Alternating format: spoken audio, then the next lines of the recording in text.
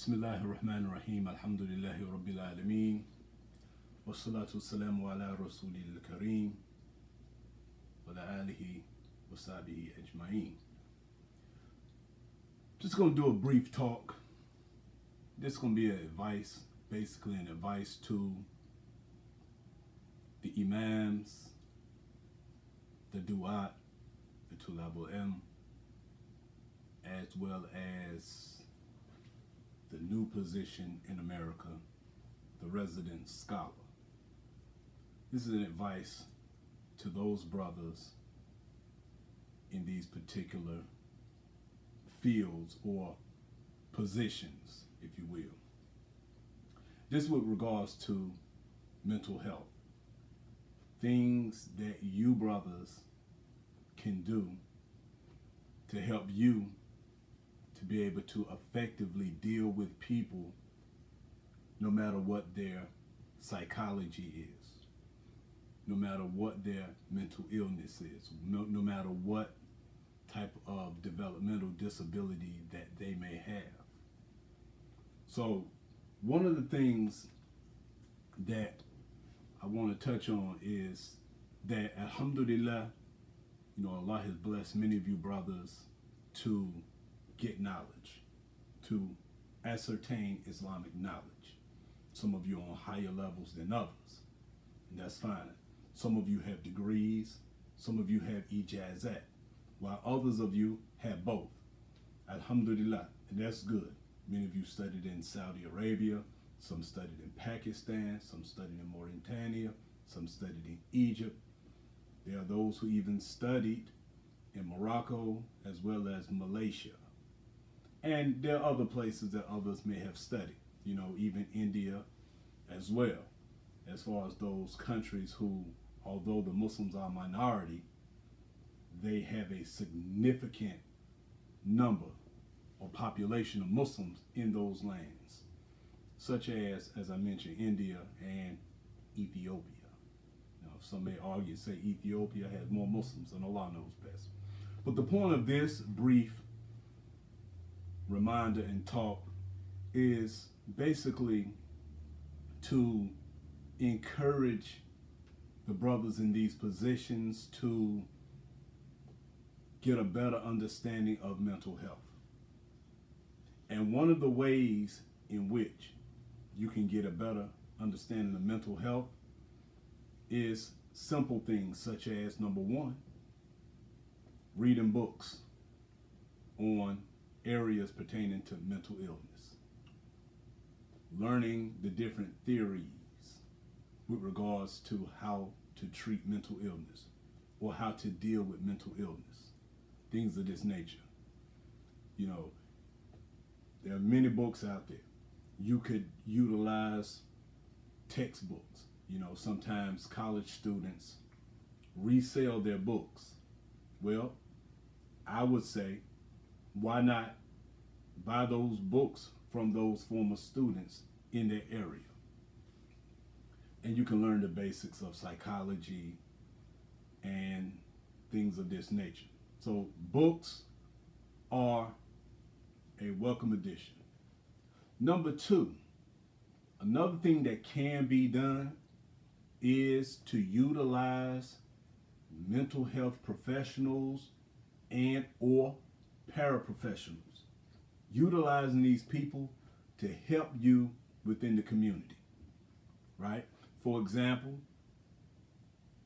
you have people who are psychiatrists or psychologists or licensed social workers, right? Clinical social workers, that is.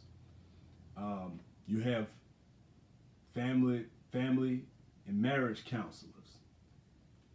People with these type of credentials can be utilized with regards to helping you help the people within your respective communities.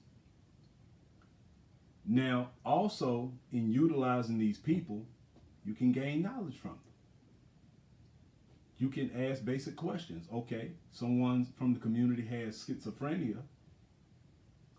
How did they come up with that diagnosis? You have someone there who can tell you how that person was diagnosed, then on top of it, they can show you in a book. For example, they use the DSM-5, right? This is the standard. This is the Diagnostic Statistical Manual. This is something that is used by mental health professionals, no matter what type of letters they have behind their names.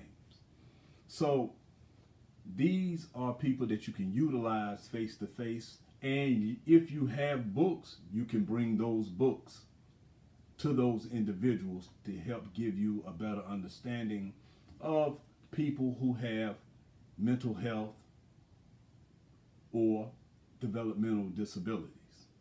So these are the two major ways wherein you brothers can educate yourself on how to learn and deal with individuals within your respective communities who have mental illness. And also, you can utilize those people, if possible, to help you in dealing with or treating people within your respective communities. So these are two areas that I believe will be truly beneficial. Also, you can utilize paraprofessionals, people who they don't have high degrees. They may only have a bachelor's in psychology, right? Or they may only have a 2-year degree in human services technology. However, despite that, they have a working experience with mental illness. Why? Because they've studied it. Now, although they can't diagnose, they are fantastic in helping you to, I guess, be aware of what's going on with a particular person. And these people can also read journals that are written by those professionals and can give you some understanding and some clarity and can break down what theories are being used in their treatment. So paraprofessionals are great to use. People may work in a psychiatric ward or unit. You have people who work and operate group homes. You have people who are habilitation technicians, such as myself. That's one of the mental health fields that I do. Then you also have those who work in corrections, wherein you have to deal with the criminal mind, the criminal mindset, as well as mental illness or developmental disabilities. So utilizing these professionals and paraprofessionals is a fantastic way of learning more about mental health, whether it be mental disorders or whether it is developmental disorders, as I previously mentioned. Now, the third route that one can take, and I highly advise this, even if you yourself aren't going to be a person who strive to get degrees, right, in psychology or social work or any of these licensed family counselors, right? Let's say you're not going to strive to get a master's degree. That's fine. No problem with that. But my advice would be to take classes or go to a community college and major in paraprofessional curriculums. And some of those paraprofessional curriculums, they also have bachelor's, and some of them also have masters, such as the curriculum that I studied, and that is human services technology. When I first studied human services technology, it was a generalist. It was a generalist curriculum, and it was designed for these people, these individuals, to play a support role to the professionals. You were taught counseling. You were taught the different counseling theories. You were taught interviewing techniques. You also obtained a diploma in nursing assistance because you may find yourself working in a nursing home because you can work in gerontology. You can also work in the mental hospital or psychiatric units. So therefore, having the nursing assistant certification was detrimental and huge with regards to this curriculum. So you will get that as well, where you will learn medical terminology. You will learn how to do those things wherein you can assist nurses, such as how to make a bed with the patient on the bed, things of this nature, how to properly clean an individual with a catheter. So these are some things wherein you could take the human services technology curriculum. Now, you may say, well, I don't want to get a 2-year degree in that. And that's fine. The beautiful thing about this is that you could actually get a certification or you could get a diploma in it. The certification, I think, it's like 6 months, wherein the diploma is like 1 year. And the reason I'm mentioning this, because this will play a tremendous role in assisting you brothers in these positions. You will know what a schizophrenic is. You will know the different types of schizophrenia. For example, you will know what a catatonic schizophrenic does, what actions they exhibit. One of the things that they can do is they can stand in place, stand in one position for hours. Like, for example, with their arms outstretched, they can stand for hours with their arm outstretched. Normally, your mind will tell you, look, there's too much blood flow draining into the arms, wherein you have to put your arms down. Not only does the brain tell you that, it sends signals. Now we're talking about neurology now. It sends signals to the rest of the body, bring those arms down. Even though you're making a conscientious effort to keep your arms up, your body like, nah, bring them down. Because you don't have enough sense to realize that you're causing harm to your own body. So we're going to bring your arms down for you, right? Things of this nature. This will help you understand what goes on in the mind of a person and their behavior, the different types of diagnoses. You will also learn the different axes with regards to the DSM-5 now. When I first went to school, the DSM-3, it was on its way out, and the DSM-4 came on the scene. So now we have what they call the DSM-5, right? And you can learn about the different axes, and you can learn how these professionals diagnose. Now, you may yourself might not be able to diagnose, but you can at least understand and respect how these individuals with the masters and PhD, how they arrived at the conclusions that they arrived at by looking at the axes. You understand? So this will help you with regards to dealing with people in the community.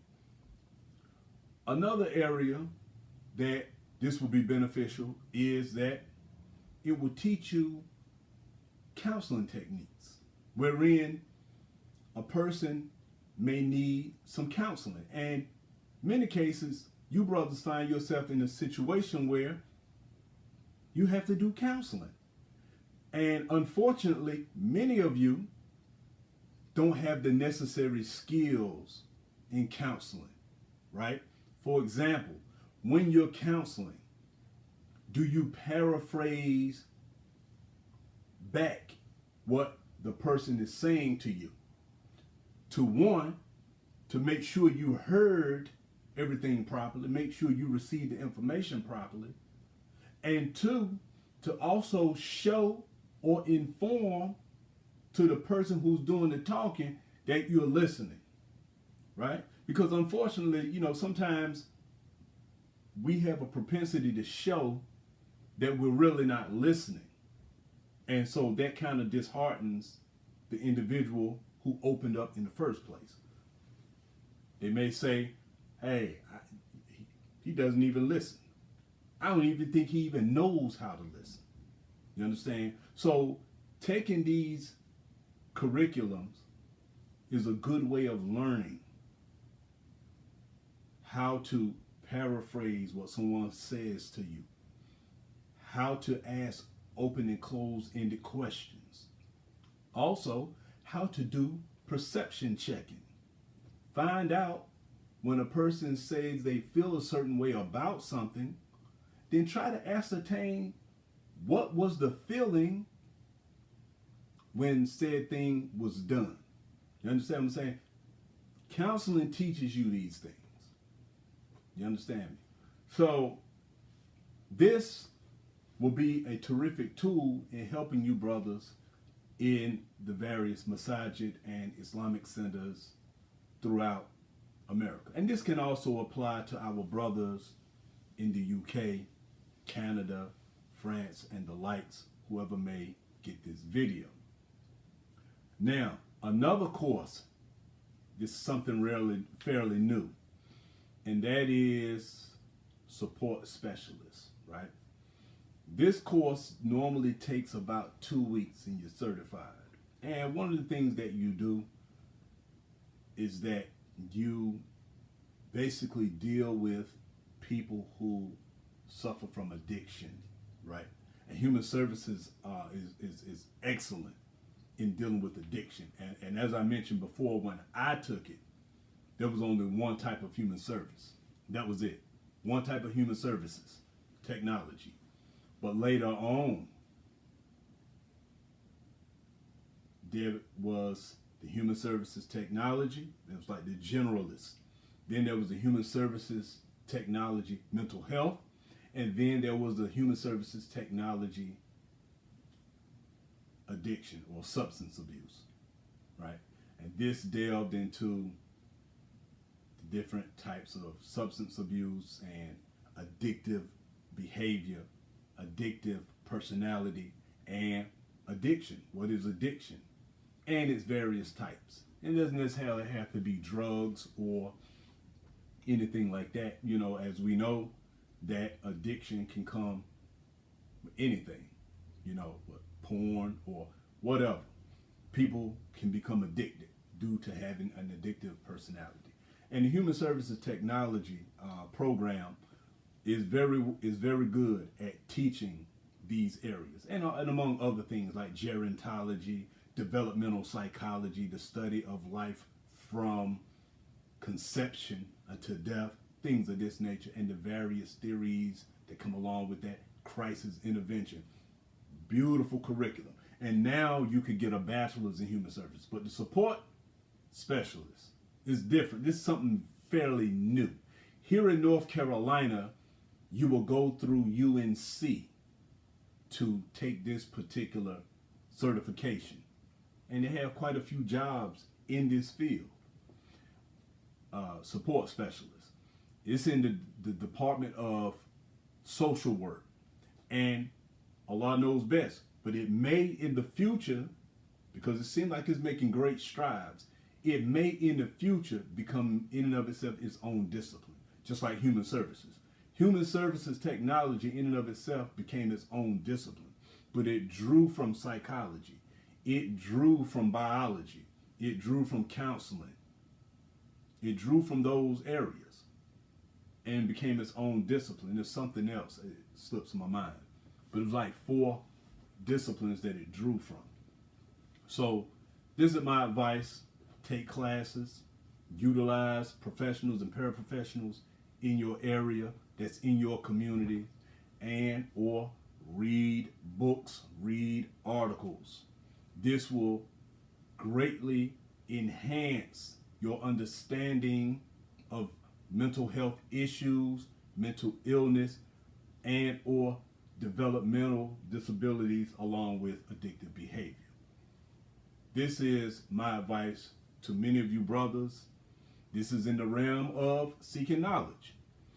We know the famous hadith of when Rasulullah sallallahu alaihi wasallam, he sent Mu'adh ibn Jabal to Yemen, radiyallahu anhu, and he informed him that he was going to the people of the book.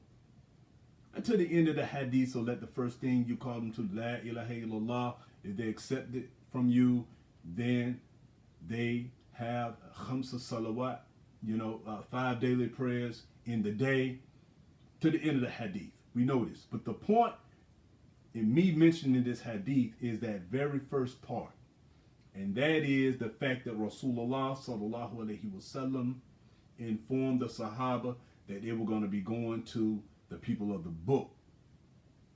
Because, and I say the Sahaba, because yeah, it's Mu'adh, but he also sent Abu Musa al-Ash'ari, we find in other narrations, as well as Ali ibn Abi Talib, radiyallahu anhum. However, the focus is the hadith dealing with Mu'adh, radiyallahu anhu. So, Rasulullah alayhi salatu wasalam sent Mu'adh, and he informed him of the reality of the type of people he's going to be dealing with once he got to Yemen, right? This is a reality. So Sheikh Uthaymeen, his provisions of the caller, he said, and this, talking about this part of the hadith, he said, this is proof that the caller must know who he's calling, or he must know the reality of the people who he is calling. And here in America, we have a melting pot of people from all over the place. For example, from amongst the people, the Muslims in America, are those who are African American. The African Americans, for the most part, as a whole, are traumatized people due to their history and due to their present history, right? With the discrimination and the racism that they experience, which has caused all types of psychological and physical harm. Like, for example, now we're dealing with COVID, right? COVID-19. One of the reasons that COVID-19 has hit the African Americans the hardest, along with the Native Americans and then the Latinos, is because these three groups of people have been oppressed. And on top of that, the systemic issues of not being able to live in the type of housing others can live, not being able to access the same health care as others are able to access. These things play a role in what?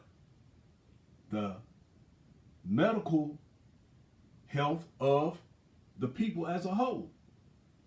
So therefore, when COVID hits, of course, the people who suffer the most medically, they're going to get hit the most because they suffer the most ailments due to the systemic issues, right? Also, and this is just with regards to the African American. That's just one group. Now, we haven't gotten into the Muslims from the Native American community or those Muslims who are a mixture of both. And then the Latino community, right? Who in many cases suffer from some of the same historical problems that the African Americans and the Native Americans suffer from. When you delve into history with the slave trade from the Caribbean back to the mainland, all this whole landmass America. So there was some back and forth between the Caribbean and the mainland of America. So you have to know this, and you have to know the impact that this history might have had on the psyche of the people.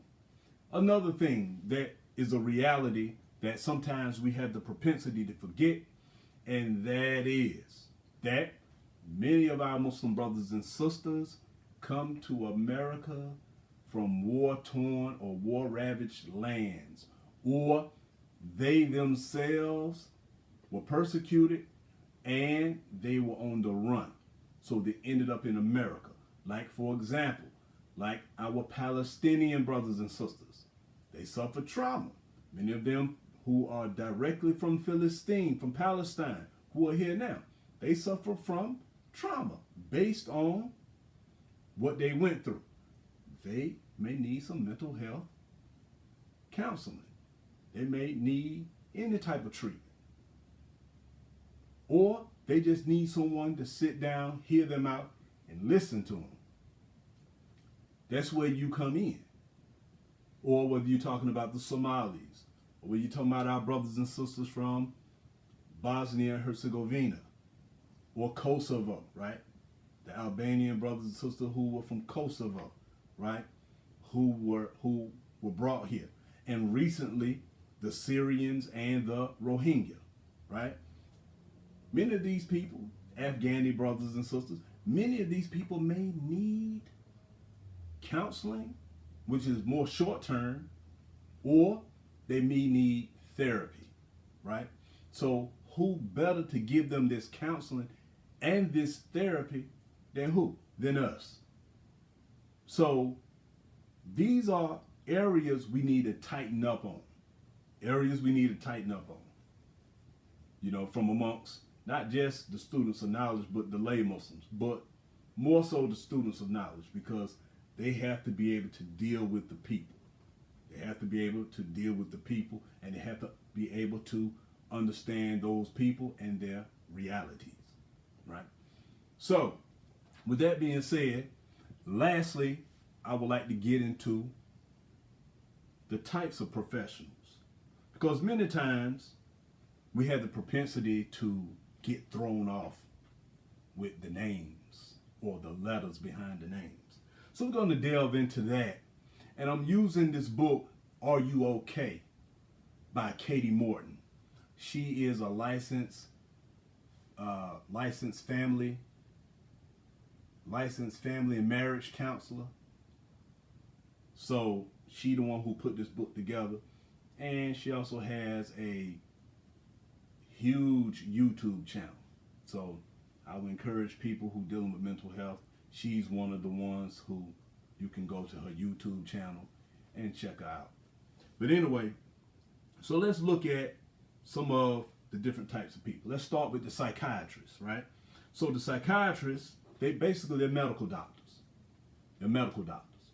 What happens is they went to school for 4 years. They might have majored in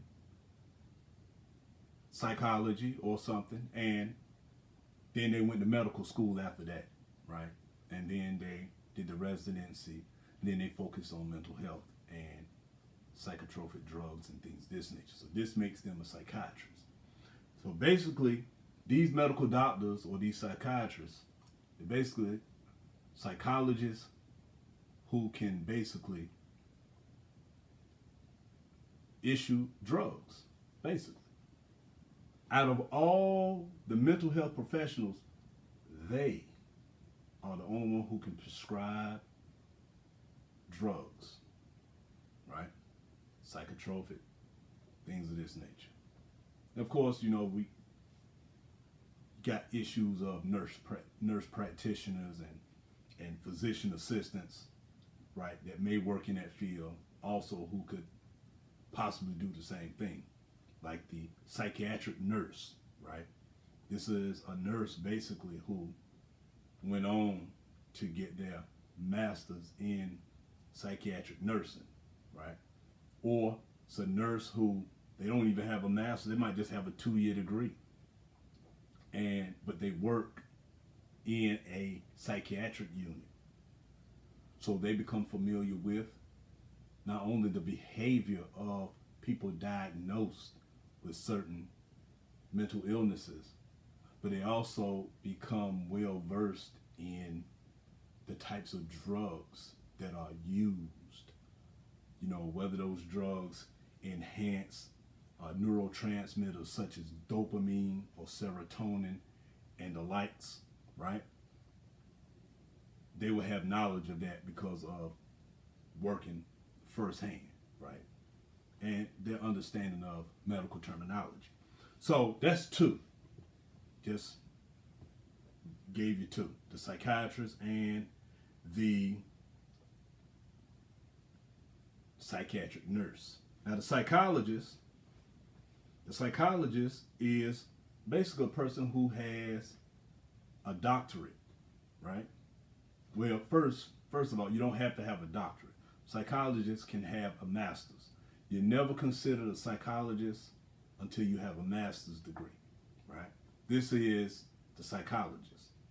And what happens is you may find a psychologist who has PhD behind their name, right? Or they may have the PhD is a doctorate of psychology.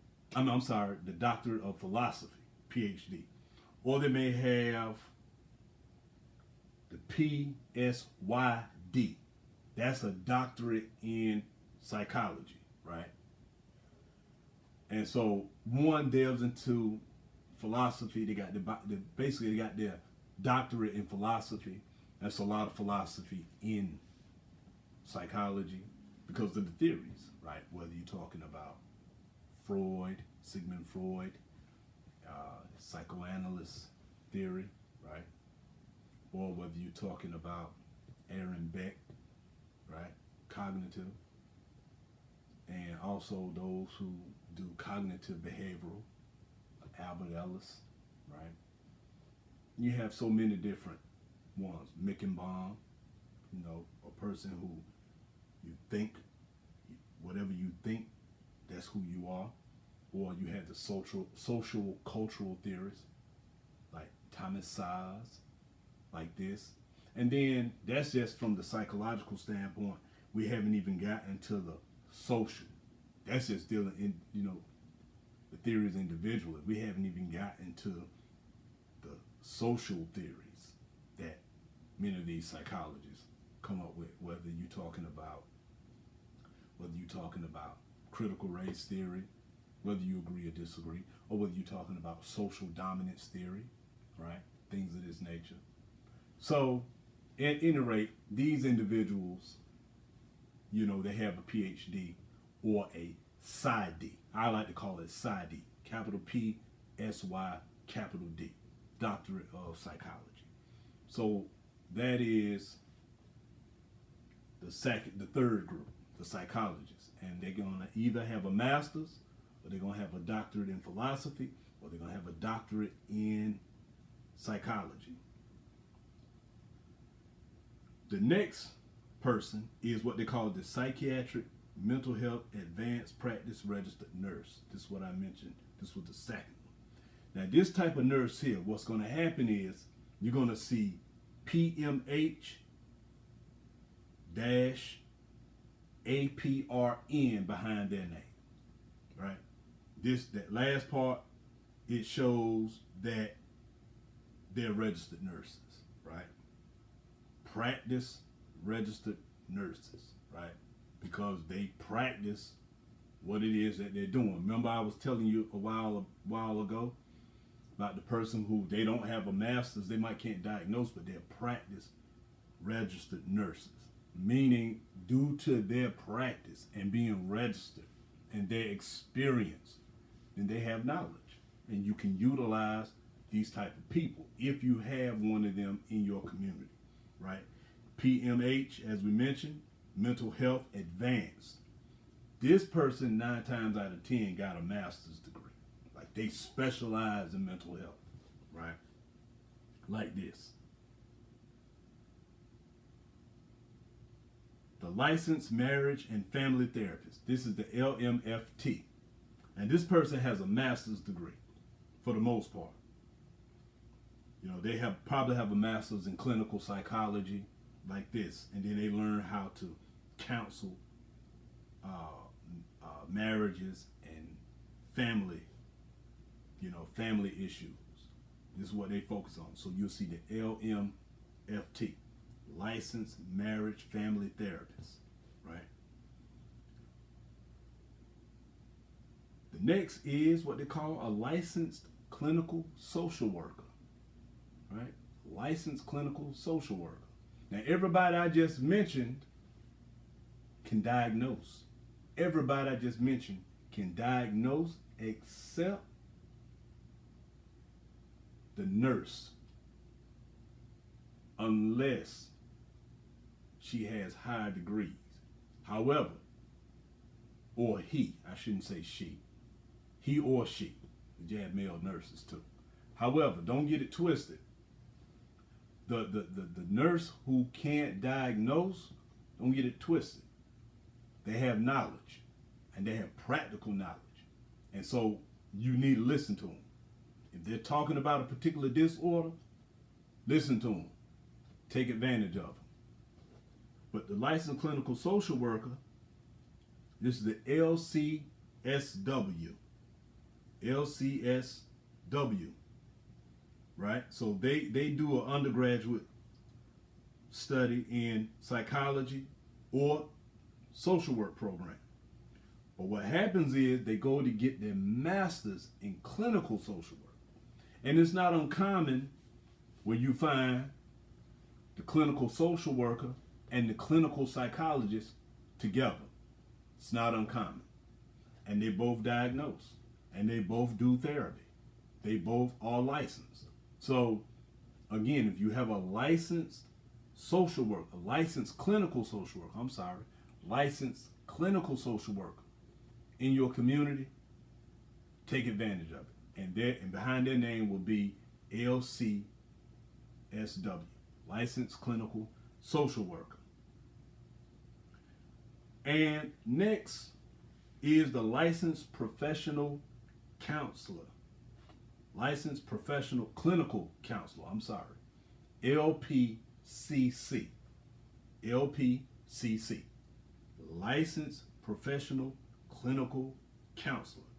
Now these guys and girls right here, they basically the newest addition to this field, to the mental health professional. They basically new. And they don't exist everywhere. They don't exist everywhere.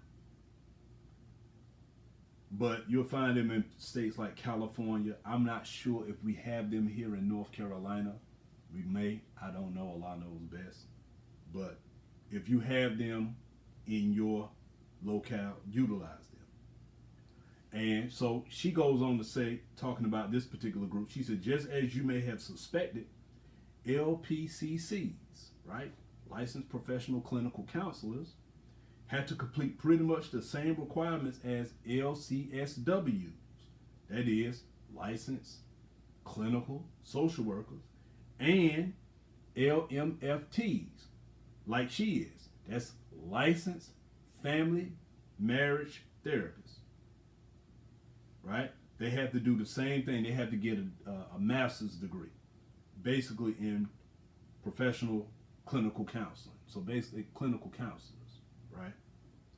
And some of these guys can be clinical psychologists, but I think there's a specific thing for them. You know, they learn various therapeutic techniques and how to apply them, as well as how to accurately assess a patient. They can work with people who are adjusting to a disability, who want to focus on their personal growth, or who are managing a crisis. LPCCs cannot prescribe medicine. They can't prescribe medicine. Right? Cannot prescribe medication.